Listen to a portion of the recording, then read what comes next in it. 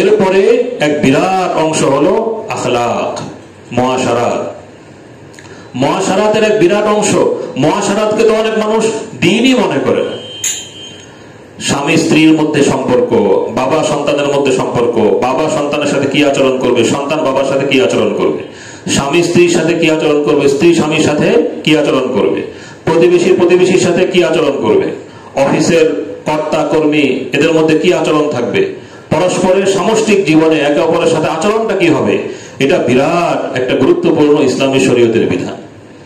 রাসূলুল্লাহ সাল্লাল্লাহু আলাইহি ওয়াসাল্লামের হাদিস শরীফে তো এই কথাও বলা হয়েছে যে কোন মুসলিমের জন্য হালাল নয় আই ইউরাবিয়া মুসলিমান, অপর কোন মুসলিমকে সন্ত্রস্ত করা। সন্ত্রস্ত করা একেবারে ভয় দেখানো, জুলুম অত্যাচার করা তা না। সে চমকে উঠলো, হঠাৎ ভয় পেয়ে গেল, এইটুকু রাসূলুল্লাহ সাল্লাল্লাহু আলাইহি ওয়াসাল্লাম ইরশাদ করেছেন যে লা ইয়াহিল, এটা হালাল নয়। সন্ত্রস্ত করা মানে কি, যেমন মনে করেন যে একজনে তার টাকা পয়সা, হয়তো অল্প কিছু টাকা আছে, সে টাকাটা কোথাও সে রেখে অন্য কোথাও গেছে, একজন সেটা সরিয়ে রাখলো, আরেক জায়গায় সরিয়ে রেখে দিল, সে এসে দেখে যে তার টাকার ব্যাগটা নেই। এই যে ব্যাগটা নেই দেখার কারণে তার মধ্যে যে একটা ভয় তৈরি হবে, সে যে চমকে উঠবে, ভয় পেয়ে যাবে, এটা হলো আত-তারবিয়া, একজনকে সন্ত্রস্ত করা।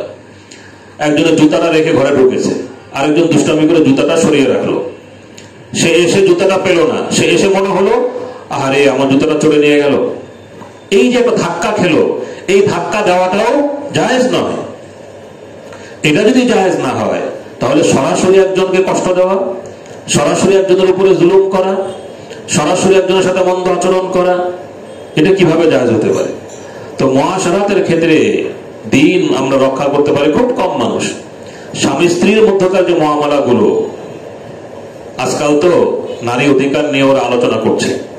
এখন এই আলোচনার ক্ষেত্রে উলামায়ে কেরাম এই আলোচনার জবাব দেন এভাবে যে আল্লাহ তাআলা কোরআন এবং সুন্নাহে তো নারীকে অধিকার দেওয়া হয়েছে। কোরআন এবং সুন্নাহে নারীর পূর্ণ অধিকার, পূর্ণ সম্মান ইসলাম দান করেছে। এই কথাটা তো আলেমগণ বলেন এবং এই কথা সত্য। সব ক্ষেত্রে আল্লাহ তাআলা নারীকে তার উপযুক্ত অধিকার দান করেছেন, কোরআন এবং সুন্নাহ সেটা আছে। কিন্তু আমাদের বাস্তব জীবনটা কি? আমাদের বাস্তব জীবনে আমাদের মা বোনেরা, আমাদের ঘরগুলোতে আমাদের মা বোনেরা কি আসলেই তাদের অধিকারটা পান? কোরআন সুন্নাহয় যে শিক্ষাটা দেওয়া হয়েছে সেই শিক্ষা অনুসারে মা বোনেরা কি আসলে তাদের অধিকার বুঝে পাচ্ছেন? এখন যদি আমাদের মুসলিম সমাজে আমাদের মা বোনদের অধিকার শতভাগ রক্ষিত হতো, তাহলে তো গোটা মুসলিম সমাজ বুক ফুলিয়ে বলতে পারত যে আল্লাহর রহমতে আমাদের এই সমাজে সেই সমস্ত কথা বলার কোনো প্রয়োজন নেই, এখানে নারীরা সবচেয়ে ভালো আছে, এখানে নারীদের কোনো অসুবিধা নেই, তারা কোনো অধিকার থেকে বঞ্চিত হচ্ছেন না। আপনি শুধু একটা মানদণ্ড দিয়ে বিচার করেন যে আজকাল মিরাসের অংশটা মা বোনকে কত শতাংশ মানুষ বুঝিয়ে দিয়ে থাকে, বোনের অংশটা কত শতাংশ মানুষ তার অংশটা, মিরাসের অংশটা বুঝিয়ে দিয়েছে, ফুফুর অংশটা বুঝে পেয়েছে, এরকম মায়ের অংশটা বুঝে পেয়েছে। কত শতাংশ মানুষ মিরাসের সম্পদ থেকে নারীদের অধিকারটা বুঝিয়ে দিয়েছে। যদি তার জরিপ চালানো হয় তাহলে ভয়াবহ দৃশ্য দেখা যাবে। লা ইলাহা ইল্লাল্লাহ। এরপরে তো হলো আচরণগত বিষয়। যেহেতু এটা আমাদেরই দিনদার, অন্তত আমরা যারা দিন পালন করার চেষ্টা করি, দিনের প্রতি দিন পালন করার আগ্রহ রাখি, যেহেতু এটা আমাদের নিজস্ব মজলিস, এই মজলিসের মধ্যে আলোচনা করতে কোনো অসুবিধা নেই। অনেক পরিবার যেগুলোকে বাইরে থেকে দিনদার পরিবার মনে করা হয়, ওই সমস্ত পরিবারের ভিতরের ভয়াবহ সংবাদ উলামায়ে কেরামের নিকটে আসে। সেখানে স্বামী স্ত্রীর উপরে জুলুম করতে থাকে, মারপিট করতে থাকে, এমনকি অনেক ধরনের জুলুম অত্যাচার করতে থাকে। এরকমের হালাত গুলো, এরকমের অবস্থাগুলো উলামায়ে কেরামের নিকটে কিন্তু আসে। লা ইলাহা ইল্লাল্লাহ। এমন এক ঘটনা আমরা শুনেছি আমাদের বড়দের নিকট থেকে, যারা এই ধরনের পরিবারের বিভিন্ন সমস্যা সমাধান করার কাজ করে থাকেন, এই খেদমতটা আঞ্জাম দিয়ে থাকেন, যে একজন আমাদের দেশের এক বড় আলিম, তার ইন্তেকাল হয়ে গিয়েছে, তার নাতনিকে একজন বিয়ে করেছে, ভালো মানুষ মনে করে, ভালো পরিবার মনে করে সেই পরিবারে বিয়ে দিয়েছে। কিন্তু সেই স্বামী এই মেয়ের উপরে প্রচন্ড অত্যাচার করে, প্রায় মারপিট করে।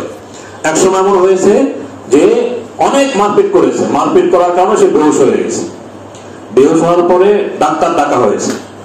ডাক্তার যখন এসেছে ওই সময় ওই মহিলার হুঁশ ফিরে এসেছে, কিন্তু হুঁশ যে ফিরে এসেছে এটা স্বামী বুঝতে পারেনি। তো ডাক্তার জিজ্ঞেস করেছে যে ওনার কি হয়েছে, কেন বেহুশ হয়ে গেল? তো স্বামী বলছে যে এই মেয়েটা খুব জেদি, মাঝে মধ্যেই যখন খুব জেদ করে নিজের মাথায় নিজে ওয়ালের মধ্যে আঘাত করে। তো এখন এরকম করেছে, নিজের মাথা নিজে ওয়ালে আঘাত করে ওয়ালে বাড়ি দিয়ে সে বেহুশ হয়ে গেছে। কিন্তু ওই সময় মহিলার হুঁশ কিন্তু ফিরে এসেছে। মহিলা তখন ডাক্তারকে বলছে যে ডাক্তার সাহেব, উনি কিন্তু মিথ্যা কথা বলছে, উনি আমাকে মেরেছে, উনি আমাকে মেরে বেহুশ বানিয়েছে। এখন আপনি জিজ্ঞেস করার কারণে সে বলছে যে আমি নাকি জেদি, আমি নাকি নিজে ওয়ালে মাথা ঠুকে এরকম বেহুশ হয়ে যাই। নাউযুবিল্লাহ। এরকমের ঘটনা একটা দুইটা না, এরকমের ঘটনা অনেক আছে। তো এই রকমের আচরণ যদি আমাদের হয়, আমাদের আচরণ যদি এরকমের হয়, তাহলে আমি কিসের দিনদার? আমি কিসের দিনদার? বাইরে মানুষ আমাকে দিনদার মনে করে, কিন্তু আসলে আমি কোথায় দিনদার? আমার মুআশারা ঠিক নাই, স্ত্রীর সাথে আমার আচরণ ঠিক নাই। অথচ রাসূলুল্লাহ সাল্লাল্লাহু আলাইহি ওয়াসাল্লাম হাদিস শরীফে কি বলেছেন? খায়রুকুম লিআহলিহি ওয়া আনা খায়রুকুম লিআহলি। খায়রুকুম লিআহলিহি, তোমাদের মধ্যে শ্রেষ্ঠ মানুষ সে যে তার স্ত্রীর জন্য শ্রেষ্ঠ। তোমাদের মধ্যে সে শ্রেষ্ঠ যে তার স্ত্রীর জন্য শ্রেষ্ঠ, আর আমি আমার স্ত্রীর জন্য শ্রেষ্ঠ মানুষ।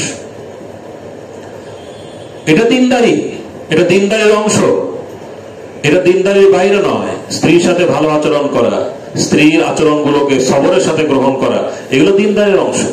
অন্যদিকে অনেক মা বোনদের মধ্যে অনেকের অবস্থা এমন যে স্বামীর কথা শোনেন না, স্বামীর যৌক্তিক আদেশগুলো, তার যৌক্তিক পরামর্শগুলো গ্রহণ করতে তার কি হয়? লজ্জা হয়। মনে করে আমি কেন তার আদেশ মেনে চলবো, সে কেন আমাকে আদেশ করবে? এরকমের যেন একই পরিবারের মধ্যে দুজন প্রতিপক্ষ একজন আরেকজনকে পরাস্ত করার চেষ্টায় লেগে আছে, এরকমের অবস্থা। কিন্তু আসলে স্ত্রী যদি স্বামীকে পরাস্ত করে দেয় বা স্বামী যদি স্ত্রীকে পরাস্ত করে দেয়, তাহলে কি অপরজন বিজয়ী হতে পারে? আল্লাহ তাআলা তো স্বামী এবং স্ত্রীকে জাওজ বানিয়েছেন, একজন অপরজনের জাওজ, দুজন মিলে একটি পরিবার। তো যদি দুজনই ভালো থাকেন, যদি স্বামী স্ত্রীকে ভালো রাখেন, স্ত্রী স্বামীকে ভালো রাখেন, তাহলে কিন্তু দুজনই ভালো থাকবেন। কিন্তু যদি স্বামী চিন্তা করেন যে ওরে সাইজ করা দরকার, স্ত্রীও চিন্তা করে যে ওরে সাইজ করা দরকার, তাহলে দুজনেই সাইজ হয়ে যাবে, কেউ বাঁচতে পারবেন না।